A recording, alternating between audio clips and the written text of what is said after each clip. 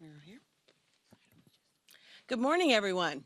I'm Congresswoman Terry Sewell. I proudly represent Alabama's 7th Congressional District, which includes the historic cities of Birmingham, Tuscaloosa, and my hometown of Selma, Alabama. I want to thank our colleagues for being here and joining me this morning. I'm grateful to have their support and the support of the entire House Democratic Caucus as we take action to protect our sacred right to vote. Today, as we prepare to commemorate the 60th anniversary of Bloody Sunday and the historic march from Selma to Montgomery, we do so at a very perilous time in our democracy.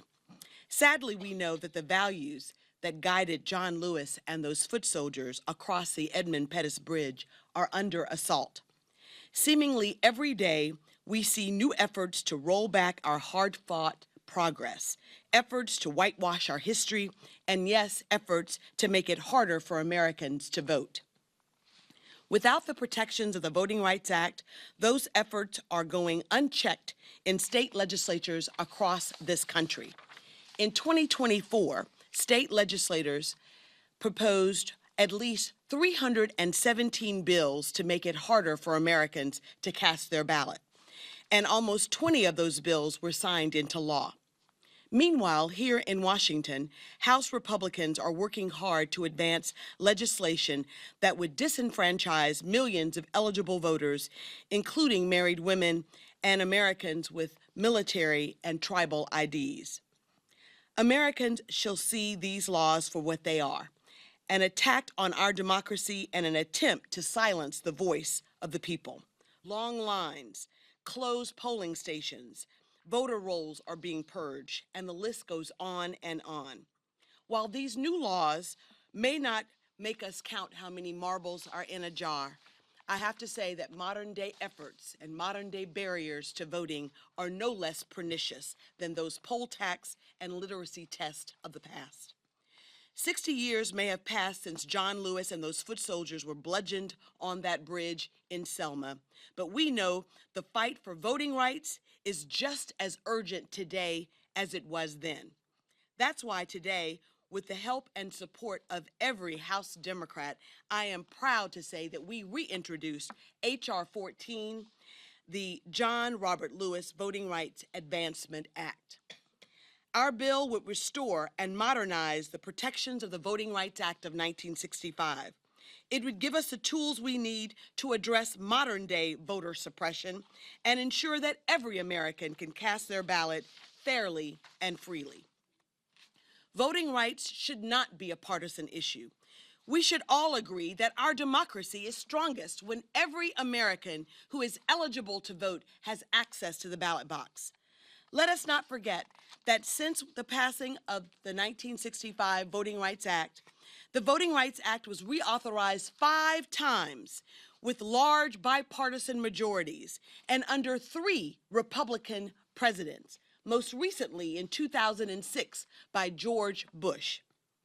While my Republican colleagues have abandoned that bipartisan tradition, this Congress provides a new opportunity for them to stand alongside us as we fight for the American people and the values that John Lewis fought so bravely and so tirelessly to advance.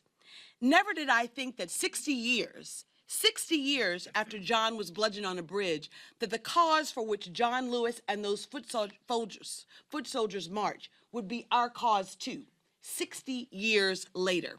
It goes to show that progress is elusive, and every generation must fight to hold on to the progress of the past and to try to advance it, or lest we lose it. Well, we here in the House Democratic Caucus, we believe fervently that John Lewis and those foot soldiers' sacrifice was not in vain. We will continue to file the John Robert Lewis Voting Rights Advancement Act because we know that the Shelby versus Holder decision gutted it in 2013. And since 2013, we House Democrats have filed this bill in every successive Congress, and we do so now in the 119th Congress. We do so on the wake, in the cusp of the 60th anniversary of the Voting Rights Act, of the march from Selma to Montgomery, and of Bloody Sunday. I want to thank all of my colleagues for joining me. We know, as John said, that ours is not the fight of one day, 1 week, or 1 year. Ours is truly the fight of a lifetime. And we will stand boldly with the American people to ensure that the sacred right to vote is protected and that every American who is eligible to vote has access to the ballot box. I want to again thank all of my colleagues for joining me, and I want to bring to our podium our whip, the Democratic whip, none other than Catherine Clark. Thank you. Thank you. Thank you so much, Congresswoman Sewell, for your work to preserve, protect, and defend the bedrock of our democracy, the right of American people to free and fair elections. We are grateful to you and to your leadership. This bill honors a man, a legend, an icon, who believed that defending the right to vote was worth getting into good trouble. It honors John Lewis's lifetime of sacrifice and courage, the only way that we can, by ensuring that it was not in vain. Let's be clear. Our democracy is under attack. They are coming after the most basic rights we have as citizens. At a time when extremists are cutting people's health care, rolling back civil rights, hiking prices on working families, the most powerful tool that we have is our vote. And that's exactly why extremists are trying to strip it away. If we want to preserve government by the people, if we want to defend all that Congressman Lewis fought for, we need to take action now. The right to vote wasn't handed out. It wasn't freely granted.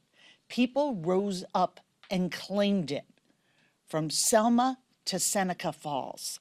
As Congressman Lewis put it, democracy is not a state. It is an act, and each generation must do its part.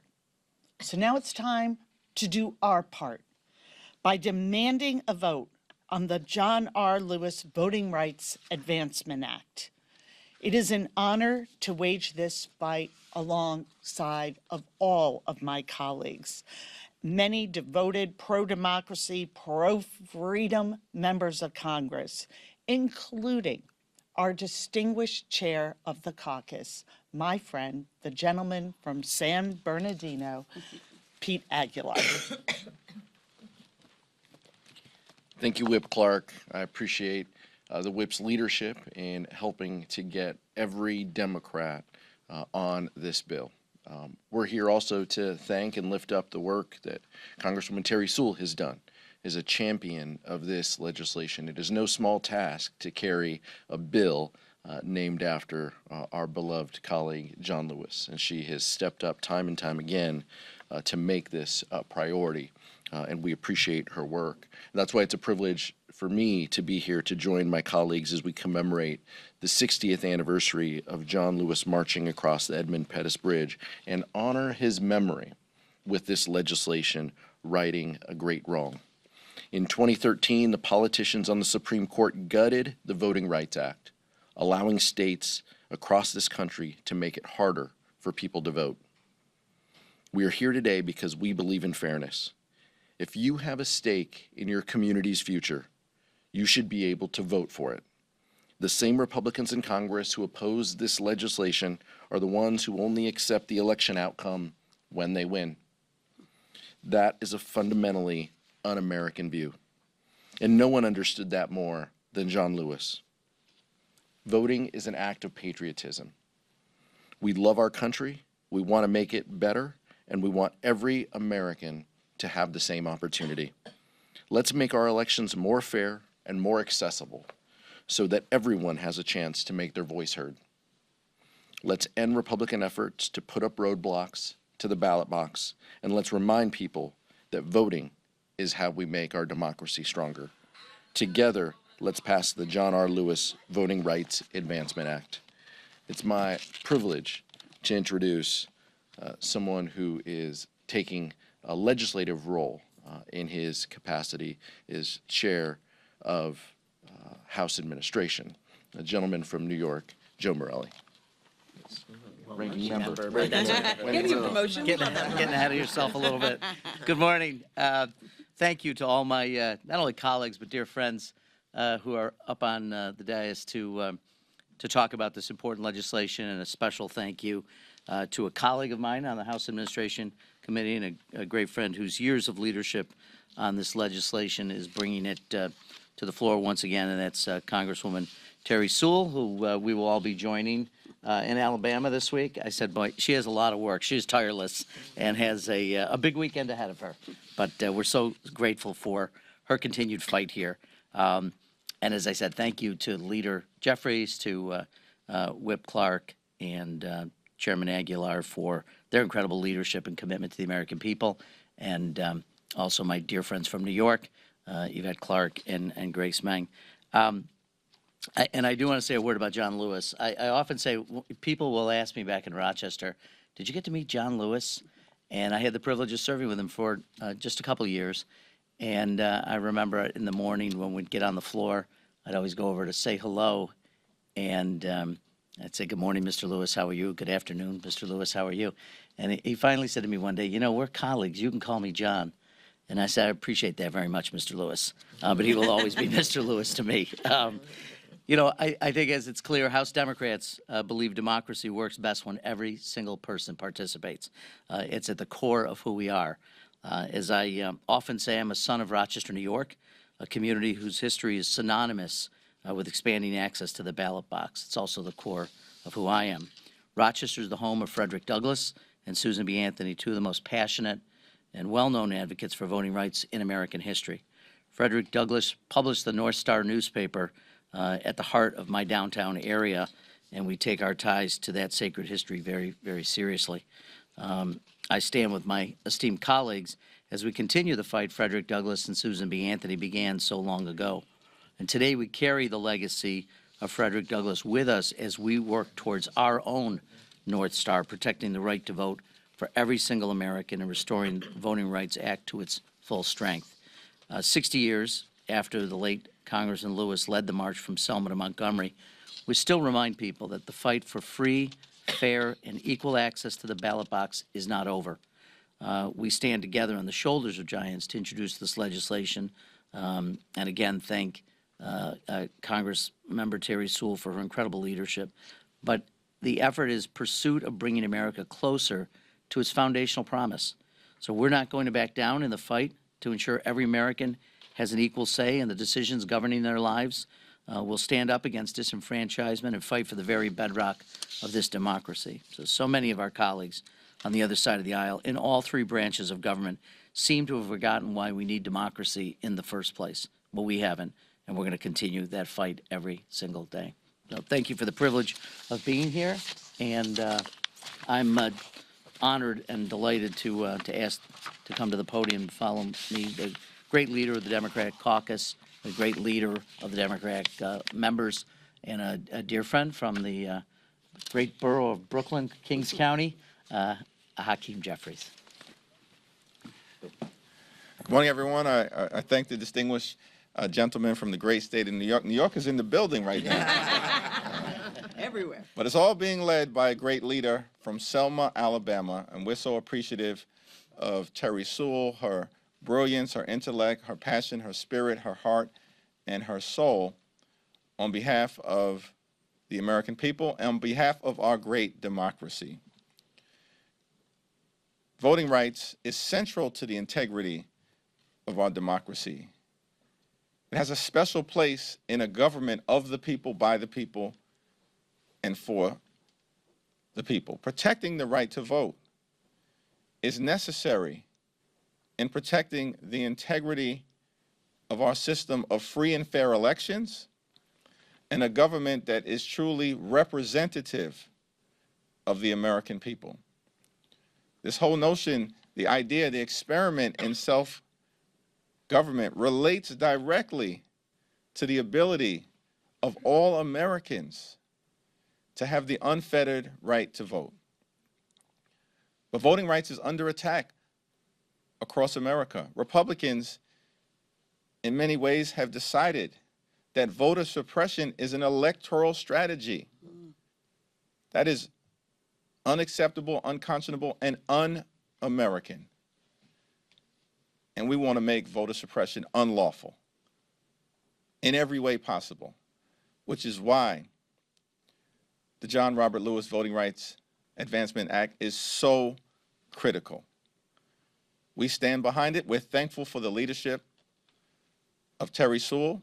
More than 200 Democrats are original co-sponsors of this legislation. We are unified on the issue of protecting the voting rights of every single American all across the country, and we ask Republicans to join us. Voting rights is not a Democratic issue or Republican issue, it's an American issue. And we should all stand behind the John Robert Lewis Voting Rights Advancement Act, make sure that it passes the House, passes the Senate, can get signed into law so we can keep our great American democracy going into the future. Thank you. Thank you, Mr. Leader. We bring to the mic now another amazing Brooklynite, the chair of the Congressional Black Caucus, Yvette Clarke. Thank you very much, Congresswoman Sewell. I am Congresswoman Yvette D. Clarke, chair of the Congressional Black Caucus, and I proudly represent New York's 9th Congressional District, which is in central and southwest Brooklyn. I want to thank my esteemed colleague, Representative Terry Sewell. Her leadership has been tremendous and unrelenting in reintroducing the John R. Lewis Voting Rights Advancement Act in the 119th Congress, as well as all of my colleagues assembled here, the leadership of the Democratic Caucus and the leadership of our affinity caucuses. Voting rights is and has always been the CBC's North Star. The late Congressman John Lewis said, "The vote is precious. It is almost sacred. It is the most powerful, nonviolent tool we have in a democracy." Right now, as my colleagues have indicated, that tool is under threat. At a time when our democracy is under constant siege, we must do all we can to protect the sacred right to vote. As we speak, extremist Republicans at the local, state, and national levels are running the table with every tactic in their arsenal to keep Black people from the ballot box.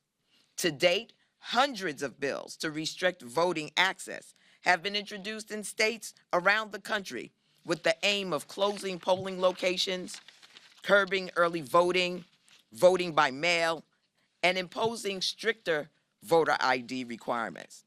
These efforts are coordinated. They are well-funded, and they are targeting our communities. The question now is, what are we going to do to stop it? For generations, we have marched, fought, and even died for the right to vote. And it is a shame that partisan politics have brought us to this point that we cannot agree that access to the ballot box should be a right afforded to every American.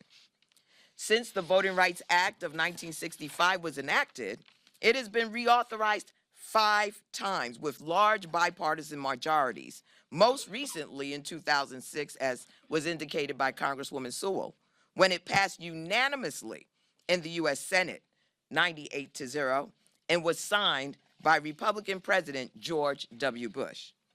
We cannot and will not allow MAGA extremists to tear down our democracy. The CBC will continue to fight against the voter suppression that plagues our country and impedes access to the ballot box, particularly in Black communities. So enough is enough. Protecting Americans' access to the ballot box should not be a partisan issue. The CBC is calling on Republicans to work with Democrats to pass the John R. Lewis Voting Rights Advancement Act to restore and modernize the protections of the VRAA to prevent states from erecting new barriers to the ballot box. With that, as we say, I yield back. Thank you. I'm Congressman Adriano Espaillat, Chair of the Congressional Hispanic Caucus. Thank you, Terry, our leader Jeffries, and the Democratic leadership team. One person, one vote. What a great concept of democracy, of the spinal cord of our democracy. One person, one vote. A very simple concept. My vote is just as good as anybody's vote. A rich person's vote is just as good as a poor person's vote. So this is right at the center of our ability to restore democracy every so often, every time we have an election. And so this is so important that we continue to support the one person, one vote concept that is right at the center of any chapters in history where we have seen an enhancement of democracy. So when women were given the right to vote, it was one person, one vote. When different initiatives were passed to facilitate people to vote, it was one person, one vote. So it's mind-boggling that today we see effort after effort to try to stifle, to try to put roadblocks on one person, one vote. And this, the John Lewis Voting Rights Enhancement Act, is long overdue. In the past year, at least 9 states have enacted 18 restrictive voting laws, 9 states across the country. With this troubling trend, the Voting Rights Advancement Act is more important now than ever before. Republicans are trying to roll back progress with bills like the SAFE Act, which would require Americans to provide proof of citizenship. It's already a crime to vote, and you're not a citizen. It's a felony. So there's no need to reinvent the wheel. The laws are already in the book. Studies have shown that 1 out of 10 adult citizens, or 21.3 million eligible voters, say they could not quickly gather their documents required under the SAFE Act. Imagine if I told you right now, go get me your passport. It's going to take you a half a day. Imagine if I tell you, go get me your citizenship papers. It will take some endeavor to do that. It's already a felony to vote if you're not a citizen. So historically, Latinos are among those disproportionately affected by voter suppression laws. It is not a coincidence that places with growing Latino populations are also seeing an increase in voting restrictions, including Arizona, Texas, Wisconsin, and Florida. Latinos are the fastest growing share of the electorate. It's a very young community. 1.4 million Latinos become legally eligible to vote every single year.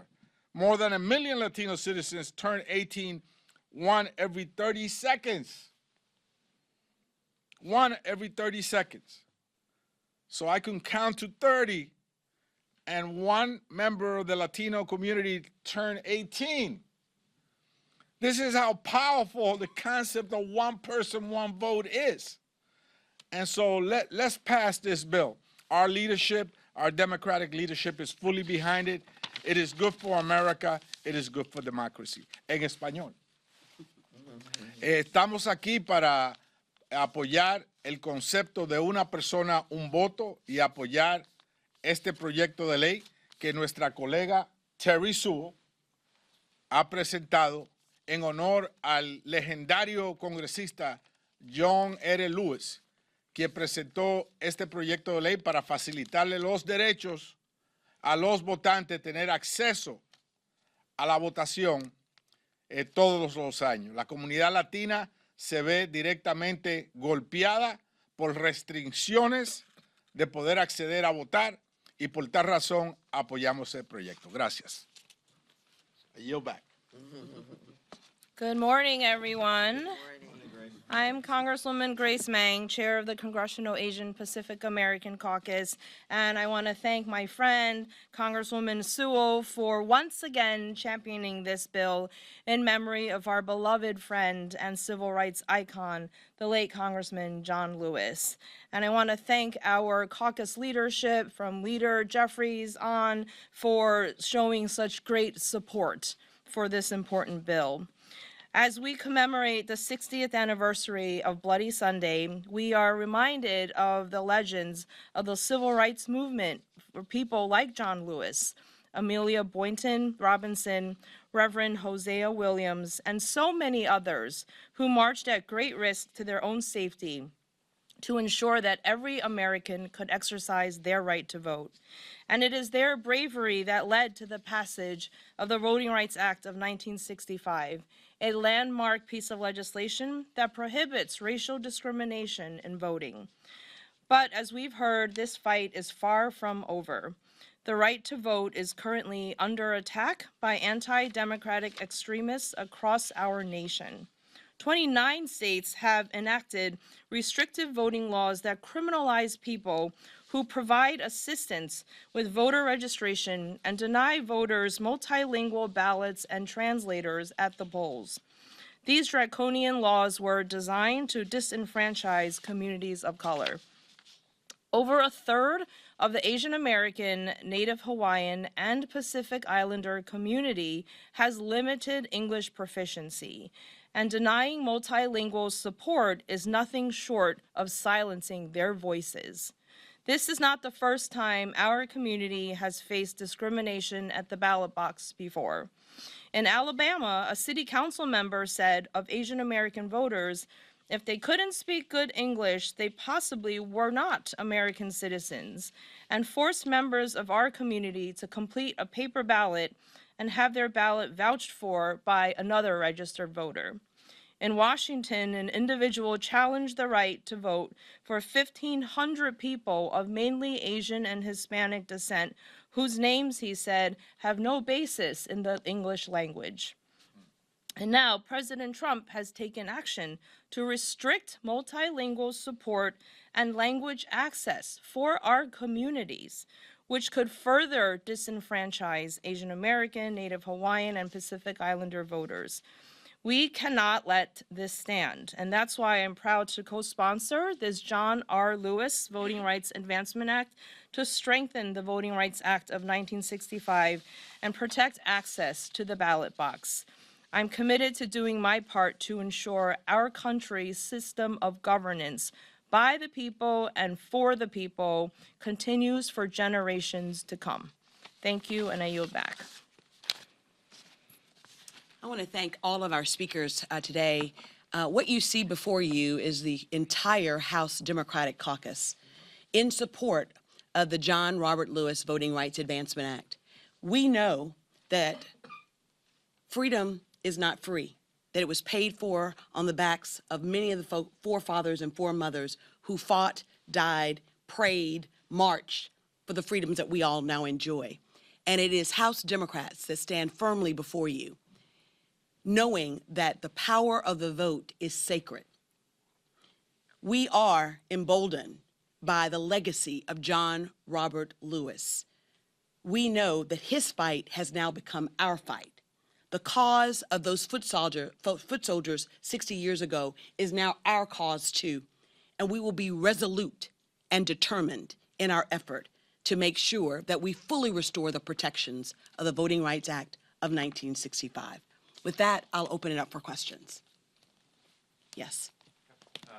Two. First of all, for members of leadership here, is this going to be the first bill you take up in 2027 as the House? And then secondly, on the protests last night, I know leadership and council folks not be disrupted. What is your response to the disruptions? John Robert Lewis Voting Rights Advancement Act will be a top priority for House Democrats because it's central to the integrity of our democracy. We're asking questions and answering questions regarding the Voting Rights Act of 1965 and the upcoming 60th anniversary of the celebrating in March. Yes, ma'am. Thank you so much doing this. I'm curious on how you will plan to message around this bill, considering that Republican leadership is prioritizing the state gaps, which I know you mentioned. How are you planning on messaging, maybe whipping around that for members of leadership in the general context of the political climate of immigration right now? Well, first of all, I think that it is truly telling that the entire House Democratic membership is signed on to this bill. This is clearly a priority for House leadership and for the House Democrats, period. We know that we're fighting an uphill battle, but what we know is that we can't give up. We can be mad, we can be upset, but we have to stay determined. If there's anything that John Lewis and those foot soldiers taught us, taking a page from their playbook, we have to be resolute, we have to be determined, we have to be consistent and persistent in our efforts to fight for the right to vote, and we will continue to do that. Yes, ma'am. I was wondering, since it's been 5 times that this vote has been revisited, is there anything that can be done to make it permanent so that this doesn't happen again? Well, first it has to be passed into law. So I think what we realized in the Shelby versus Holder decision is that only Congress can actually put back the full protections of the Voting Rights Act. What the Shelby versus Holder decision said is that when we passed it in 2006, we did so under old laws or an old formula. And so what the Voting Rights Act the John Robert Lewis Voting Rights Advancement Act does is it talks about a modern day formula with a look back of 25 years. So we're looking back 1997 and going forward. We're not looking back to the 60s or 70s. And we still see rampant voter suppression. It's running amok now that the Shelby versus Holder decision has gutted a key provision. That provision allowed for the Justice Department to pre-clear laws, state laws, before they became into effect. So we know that we have work to do, and we're doing that work. We're very confident that if we continue to be persistent in our efforts, we not only have we introduced it 5 times, this is the 6th time, but we passed it twice. We passed it twice out of the House. And so we know that the groundswell of public sentiment matters, and we're appealing to the American public to continue to join with us in this fight for better protections for voting rights. Yes, sir. Thank you, Congresswoman. Several House Democrats have said on some other legislative priorities that it just takes 3 House Republicans to join you all on advancing some of the House Democratic priorities. Is this a bill that you view as 3 Republicans joining you all to advance something that you say is so sacred, such as voting rights? And also, can you give us a preview of what folks can expect to see in Alabama this weekend as well? Well, we're obviously, the slim majority that exists in the House for House Republicans does mean that if we can pick off 3 Republicans to join us in this effort, and frankly, this is what this press conference is an appeal to our Republican colleagues to join us in our effort to fight for protections of voting rights. I look forward to welcoming not only members of Congress, but ordinary Americans. If anything, what happened on Bloody Sunday taught us is that ordinary Americans working together collectively can achieve extraordinary social change. John Lewis was 27 years old when he, on a backpack, and he and Hosea Williams and others led that march from Selma to Montgomery. What happened on Bloody Sunday was a travesty, and the whole world watched as Black Americans simply, peacefully marched across a bridge to aggrieve their government for the right to vote, a simple right to vote, which is a right of citizenship in this country. And so this Sunday, I look forward to welcoming our Leader Jeffries, our caucus chair, so many who are standing here, leaders in our caucus, but also ordinary Americans as we gather to pay commemoration and honor to the 60th anniversary of Bloody Sunday. Faith in Politics, which John Lewis started many years ago, will be leading a delegation of 300, including 40 members of Congress and senators, to Selma, Birmingham, and Montgomery. And on Sunday, look forward to having a commemorative march led by Jubilee, which is an organization, a group based out of Selma that has been doing this year after year after year after year. We look forward to welcoming folks to churches in Selma, And we fully expect, as we did for the 50th, to have a commemorative march of thousands of people crossing the Edmund Pettus Bridge. A full show of support for our democracy. Yes. Quick follow-up on his question. Yeah, you only need 3 Republicans to pick off to have this particular legislation passed. And you have to really appeal to those Republicans given the slim majority. And condolences to Mr. Turner's family. Absolutely. Now, you guys may have to work a little harder given the time with the special elections. That being said, given what happened last night, Republicans are very angry about the behavior. You had the kid who overcame cancer, you had the widow and the son of the slain officer, the hostage from Russia who just came over, and you only had very few Democrats who, clapped and so on and so forth. And Republicans are saying that Democrats don't want to work with them. So how do you expect to really appeal to Republicans after the behavior last night, if you want them to come over to your side on this particular legislation? Well, frankly, this is not just about appealing to Republicans. It's about taking the case to the American people. I think the American people do understand how important the right to vote is for every citizen of this great state, great nation. And so this is more than just about them. It really is about making a public appeal, as well as an opportunity for all of us to stand strongly and resolutely in our efforts to fight for a greater democracy. I don't know if our leadership has anything else to add to this conversation. I think I'm doing pretty well.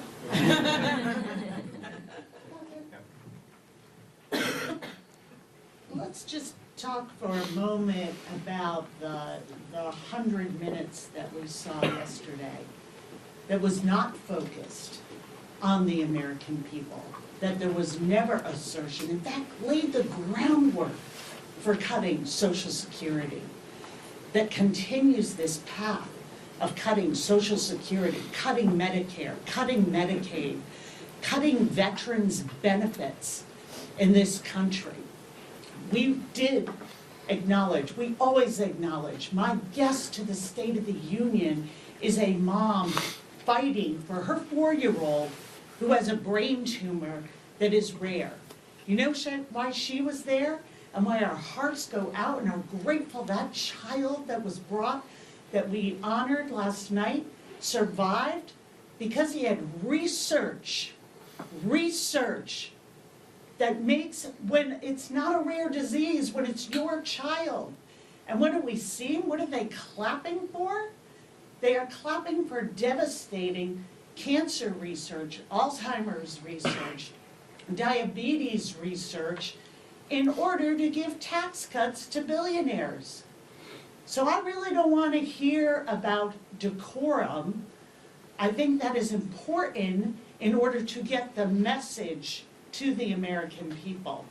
But the message from my colleagues and the President of the United States was clear. And it builds on the very SAVE Act that was brought up earlier. When it comes to voting rights, they will trick and mislead the American people in order to restrict it. That's what the SAVE Act does. It is built on a false premise that there are non-citizens voting in large numbers that are swaying elections. That is a complete lie, and they know it. And what is the answer to that? Make it harder for women in this country to vote who changed their names because they got married. That is voter suppression wrapped up in some sort of immigration argument. So I am angry today. I am angry what I saw, that President of the United States, who ran and had people vote for him because he said he was going to cut their costs, he was going to make sure they had a chance at the American dream, has come in with an unelected, richest man on earth and taken a chainsaw to everything we care about, everything the American people put their trust in him to do. It is a betrayal. It is a betrayal. So let's not talk about decorum when the plot is exposed and reiterated every single day. You take people's health care, You take our veterans' benefits, you take funding for our public schools, and you do it all of it, to give a tax cut to the very wealthiest people who won't even notice it, but whose greed knows no bounds. Amen. So again, I just want to thank everyone and really welcome the world to Selma this weekend. We look forward to the 60th anniversary as an opportunity not only to remember, but to reflect on what took place there and to rededicate ourselves to the cause for which John Lewis and those foot soldiers marched. I look forward to welcome all of the world to Selma, and I want to thank my colleagues for joining me in helping to reintroduce the John Robert Lewis Voting Rights Advancement Act. Onward and upward we go.